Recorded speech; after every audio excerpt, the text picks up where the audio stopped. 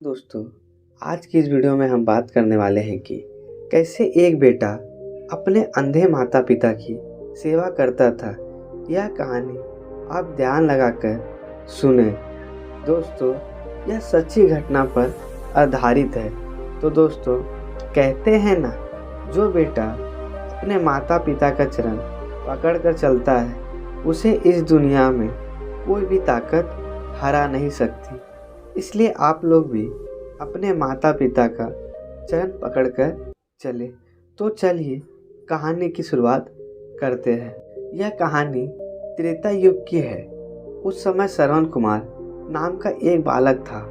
उसके माता पिता अंधे थे और उन्होंने श्रवण को बड़ी मुसीबत से पाला था।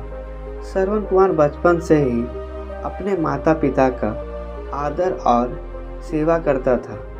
जैसे जैसे श्रवण बड़ा होता गया, उसने अपने घर की जिम्मेदारी अपने कंधे पर ले ली। वह रोजाना सुबह उठकर सबसे पहले अपने माता पिता को स्नान कराने के लिए तालाब से पानी भरकर लाता था। इसके बाद वह तुरंत जंगल की ओर लकड़ियाँ बीनने चला जाता था। फिर लकड़ियाँ लाने के बाद श्रवण चूल्हा जलाकर माता पिता के लिए खाना बनाता था। श्रवण को इतना मेहनत करते देख उसकी माता हमेशा उसे टोकती थी। वह कहती थी, श्रवण बेटा, तुम इतना सारा काम अकेले क्यों करते हो? खाना तुम मुझे बनाने दिया करो, मैं खाना आसानी से बना लूँगी। तो दोस्तों, कहते हैं ना, माँ तो माँ होती है, इसके बदले तुम थोड़ा आराम कर लिया करो।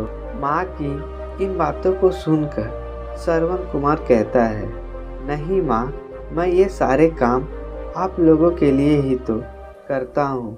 भला अपने माँ बाप के लिए किए गए कामों में कैसी थकान, उल्टा मुझे तो खुशी मिलती है।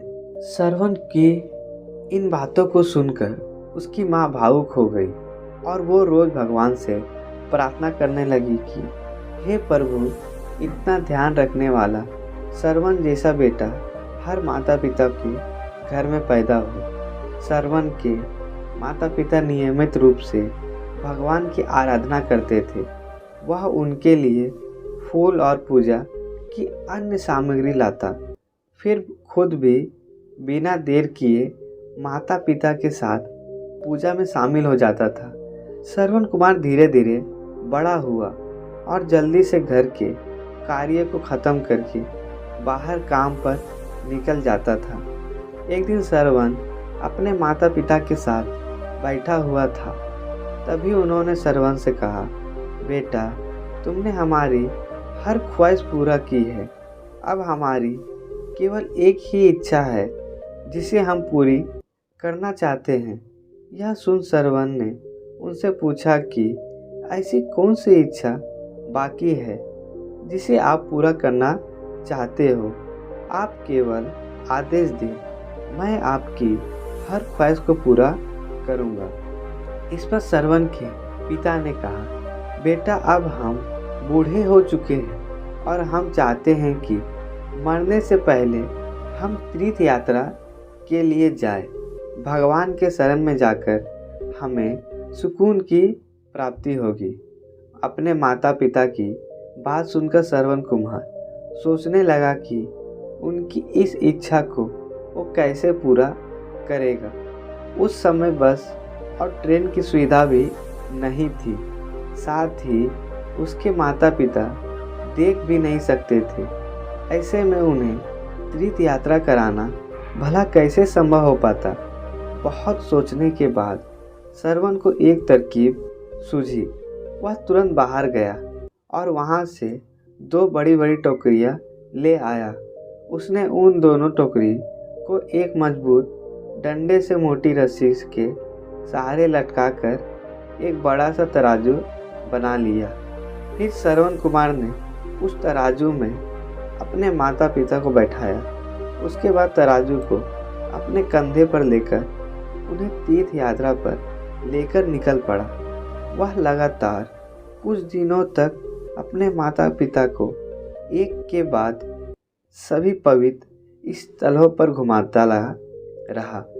इस दौरान श्रवण कुमार ने अपने माता पिता को प्रयाग से लेकर काशी तक के दर्शन कराए। माता पिता को घुमाते समय श्रवण कुमार उन्हें उन जगहों के बारे में भी बताते चलता था, क्योंकि उनके माता पिता आँखों से देख नहीं सकते थे। अपने बेटे की मेहनत देख उसके माता पिता बहुत खुश थे। उन्होंने एक दिन श्रवण से कहा, बेटा, हम देख नहीं सकते, लेकिन इस बात का हमें कभी अफसोस नहीं हुआ। तुम हमारे लिए आंखें हो।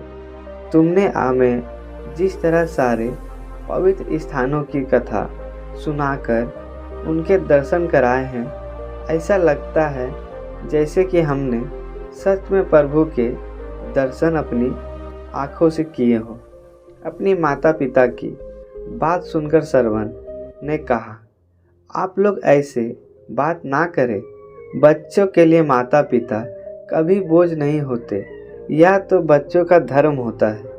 एक दिन श्रवण आराम करने के लिए अयोध्या के पास अपने माता पिता के साथ रुका। तभी उसकी माँ ने पानी पीने की इच्छा जताई। श्रवण के पास नदी दिखाई दी।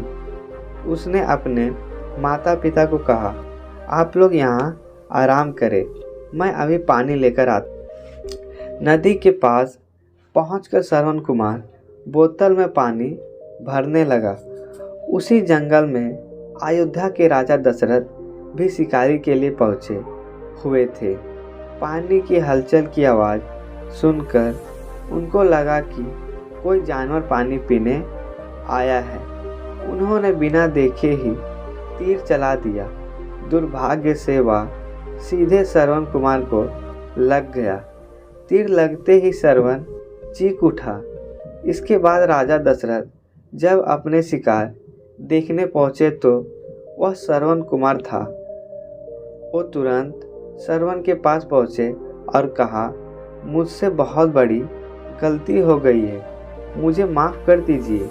मुझे बिल्कुल नहीं पता था कि यहाँ कोई मानव होगा। मैं इस गलती का पछतावा करने के लिए क्या करूँ? तुम मुझे माफ़ कर दो। तभी दर्द से श्रवण कुमार कहराते हुए कहा, यहाँ से थोड़ी ही दूर जंगल में मेरे माता पिता बैठे हैं। उन्हें काफ़ी प्यास लगी है। आप उन तक यह पानी पहुंचा दीजिए और मेरे बारे में उन्हें कुछ ना बताएं। इतना कहते ही श्रवण कुमार की सांस रुक गई। उसके बाद राजा दशरथ उनके माता पिता के पास पहुंचा। श्रवण के माता पिता अपने बेटे की आहट को बखूबी पहचानते थे। जब राजा दशरथ उनके करीब पहुंचे तो उन्होंने आश्चर्य से पूछा, तुम कौन हो? हमारा श्रवण को क्या हुआ? वह क्यों नहीं आया? राजा दशरथ उनके सवालों का जवाब नहीं दे पा रहे थे। उन्होंने चुपचाप पानी उनकी तरफ बढ़ा दिया। तभी श्रवण की माँ ने चिंतित स्वर में जोर से कहा, तुम कौन हो? मेरा बेटा कहाँ है? ये बताते क्यों नहीं हो? श्रवण की माँ को चिंता देखकर राजा दशरथ ने कहा, माँ, मुझे माफ़ कर दीजिए। शिकार करने के लिए मैं तीर चलाया था, वो सीधे आपके बेटे श्रवण को जा लगा। उसने मुझे आप लोगों के बारे में बताया, इसलिए मैं यहाँ पानी लेकर चला आया। इतना कहकर राजा दशरथ चुप हो गया। राजा दशरथ की बात सुनकर श्रवण की माँ जोर जोर से रोने लगी। दोस्तों, कहते हैं ना, आज के ज़माने में माँ तो माँ होती है। उन दोनों ने अपने बेटे की मौत के गम में राजा दशरथ के लाए हुए पानी को हाथ तक नहीं लगाया। श्रवण के पिता ने तभी राजा दशरथ को पुत्र वियोग का श्राप दे दिया। कुछ ही देर बाद श्रवण के माता पिता ने अपने प्राण त्याग दिए। तो दोस्तों, यह कहानी हमें बहुत कुछ सिखाती है। श्रवण की तरह ही हर बेटे का कर्तव्य होता है कि वह अपने माता पिता की सेवा करे। लेकिन दोस्तों, आज की कड़वी बात यह है, कुछ बेटे अपने माता पिता को बोझ मानते हैं। दोस्तों, यह बात बिल्कुल सोचते हैं।